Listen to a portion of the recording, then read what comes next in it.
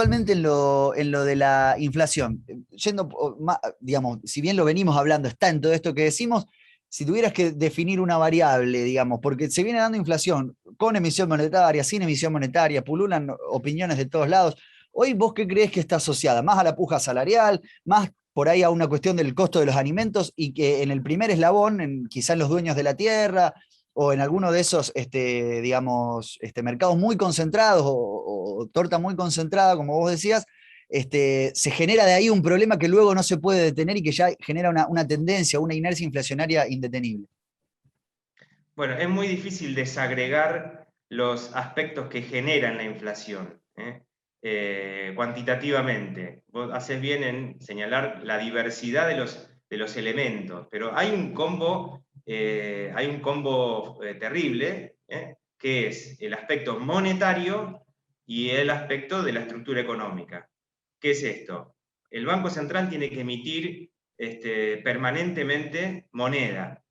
Y créeme que no lo hace principalmente para el gasto público social, lo hace principalmente para pagar intereses del dinero que retira del mercado. O sea, que para pagarle intereses al sector concentrado financiero, que es el que especula cuando tiene los pesos contra el dólar, contra el tipo de cambio.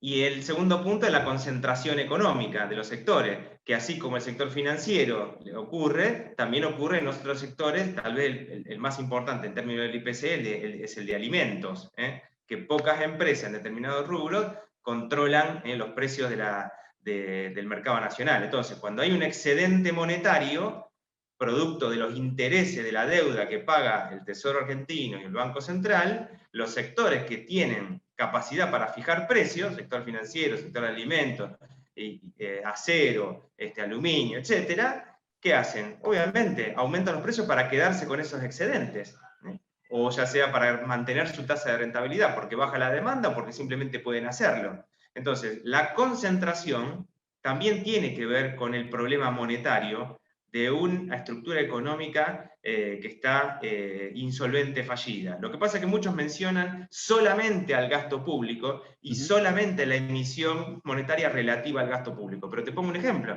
El primer semestre del 2021, el déficit primario fue del 0,5 del PBI, cerca de 200.000 millones de pesos.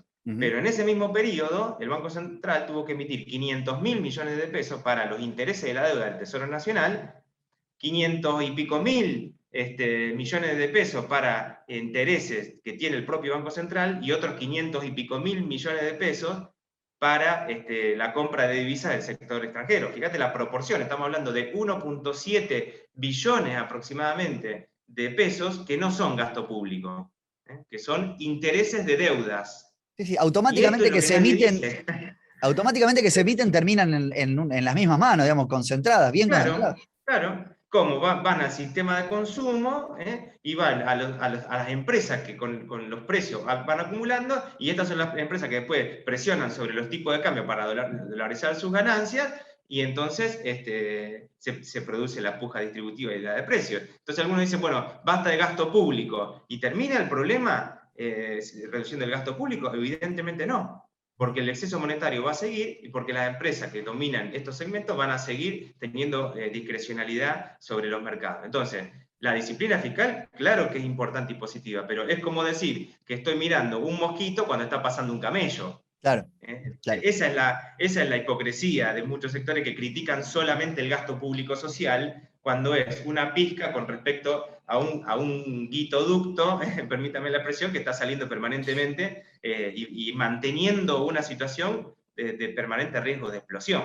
Entonces hay que también sincerar eso y decir, bueno, ¿y quiénes son los sectores entonces que tienen ese poder? ¿Cuáles son los mercados que están mal regulados como para que eso siga ocurriendo? ¿Cuáles son las alternativas para solucionar esos problemas? Porque todo el mundo habla de la emisión, que no se sabe para qué, y del gasto público, que está bueno siempre decir que tiene que ser bajo. Pero los problemas son mucho más profundos, graves, relevantes, y tienen un anclaje político. ¿Político qué es? Cómo se ordenan los recursos de una economía para satisfacer las necesidades del conjunto de los argentinos. Bien, lo último, Esteban, que ya sé que estamos pasadísimos, pero tiene mucha relación con esto. Dejo para otro día otros debates que se definen, digamos, por esto que vos decías de cómo se para Argentina en el modelo, digamos, global y cómo se relaciona con el mundo, en torno a si tenemos que ir a un desarrollo industrial. Muchos hablan, ya estamos en una sociedad postindustrial, pero si nunca nos terminamos de industrializar. Pero bueno, de la mano de esto también, te pregunto, si se habla mucho de desabastecimiento, nosotros en conclusión, como por ahí hacemos un seguimiento económico, vos lo sabés, hemos sacado notas incluso desde el año pasado pidiendo un plan económico contigo, y señalando la falta de un programa, que podía llevar justamente a este escenario al cual ya estamos. Pero bueno, ya estando en este escenario, se habla de desabastecimiento. Nosotros venimos también cronicando, hablando con distintos actores, almaceneros, supermercadistas, mayoristas. Los productos es como que a veces están en cuentagotas, se pueden llevar 3 aceites, las listas de precios siempre complicadas. Ahora las empresas amenazan con un desabastecimiento. Si bien evidentemente hay un problema de oferta en la economía, porque también hay un techo productivo, una capacidad instalada que no se puede superar por la falta de dólares y la falta de insumos que eso debe acarrear para la producción, ¿vos creés que ese es un problema latente, real, que eso puede suceder? También ahora hay un problema de oferta, me parece, en el mundo, se habla de una inflación también global, problemas en Estados Unidos. ¿Cómo analizás por ahí ese escenario? Sé que está todo ahí medio comprimido lo que te tiré, pero No, brevemente. no, pero está claro. Claramente tenemos un problema de oferta, y es lo que venimos hablando hace, incluso antes de la pandemia. Porque desde el Tenemos un discurso oficial se problema, habla siempre de demanda, ¿no? Eso es algo que está ausente, el tema de la exacto, oferta. exacto, es como es demasiado keynesiano el discurso, y Claro. acá tenemos un problema de oferta. Es cierto que la pandemia generó un problema de oferta global que persiste, y que Argentina obviamente le puede impactar fuertemente cuando se trata de componentes de electrónica y de alta tecnología que Argentina hoy no puede producir. Pero estamos hablando de alimentos.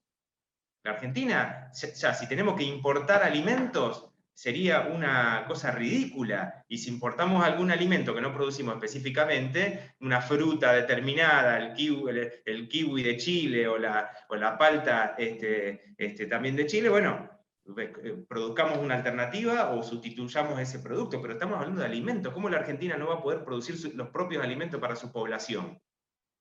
Con un nivel básico de elaboración. Los italianos producen la pasta con el trigo argentino, o sea, tampoco es tan difícil. Lo que pasa es que hay que laburar. ¿Y qué es laburar? Y bueno, impulsar a las empresas que produzcan más alimentos, darle crédito, apoyarlas tecnológicamente, incentivarlas fiscalmente, trabajar con las cooperativas o las asociaciones de empresas de las distintas provincias para que ese desarrollo esté diversificado regionalmente. Hay que trabajar por una mayor producción. Claro, desde una oficina de Buenos Aires es más fácil decir, bueno, tiro una línea de crédito para que se financien. Pero si después de tanto tiempo la producción de alimentos no crece y hay que hacer algo más, pero plantearnos que tenemos un problema de abastecimiento de alimentos con la riqueza productiva que tiene la Argentina es realmente una falla política y una falla de gestión, o una decisión política, que sería muchísimo más grave. Eso Así sería lo más que grave, claro. yo creo que hay que trabajar en distinto. Es distinto hablar de la comida que hablar de insumos industriales. Está claro que nos puede costar y va a haber que ver cómo nos insertamos en el mundo con valor agregado y en la industria 4.0 y en la diversificación. Es un gran desafío, pero hoy no podemos decir que no podemos producir alimentos. Porque si tenemos sectores que concentran la producción de alimentos, bueno, habrá que trabajar justamente para, no digo para, incluso ni para obstruirlo o entorpecer su actividad, sino para generar alternativas productivas.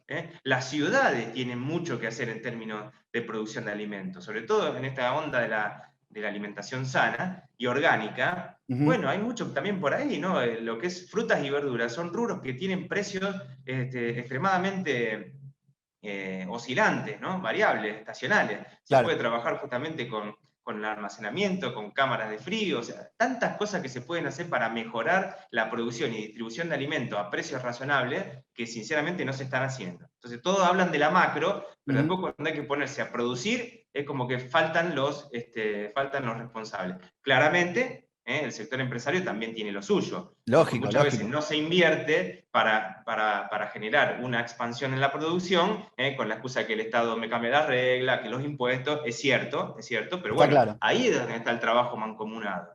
Ahí es donde Claro. se puede hacer esta asociación público-privada tan beneficiosa, que se da a nivel local, provincial y nacional. Pero no hay que poner todo en la misma bolsa. Hay necesidades inmediatas que se pueden solucionar tranquilamente, y cuando digo que Argentina es un país rico para eso, creo que todos coincidirán conmigo. Todavía no hablo de la sustitución de importaciones más complejas, pero nosotros importamos ropa, Claro. importamos juguetes básicos, cosas que realmente la podríamos producir con un poco de voluntad y tal vez con algún incentivo político, pero que nos permitiría empezar a trabajar un poco más.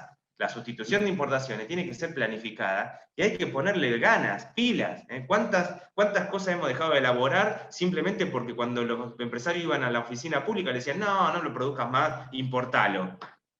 Bueno, hay que volver atrás de eso y empezar a producir. Y eso es trabajo, eso es concertar, y eso es la calle, un poco lo que creo que la gente en general le está reclamando a los funcionarios.